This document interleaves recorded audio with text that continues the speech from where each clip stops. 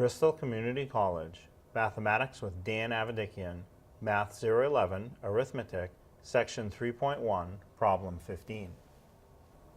This is Section 3.1, Problem 15. It says write the decimal as a fraction, and we have 9.06.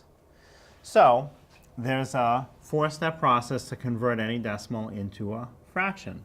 Step 1, write the digits that come after the decimal point in the numerator of the fraction. So after the decimal point I have 0.6, I put that in the numerator. And of course the 9 in front of the decimal will be in front of the fraction. Now, step 1, put the digits that come after the decimal in the numerator of a fraction. Step 2, put a 0 under each digit that's in the numerator. So 2 digits in the numerator, I get 2 zeros in the denominator. Step 3, put a 1 in front of the bottom zeros. I'll put that 1 in. Step 4, reduce the fraction if it is reducible.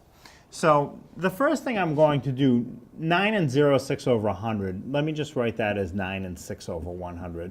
Once we get to the point where the bottom is filled in, I really don't need to write that extra 0. And now I can try and reduce it.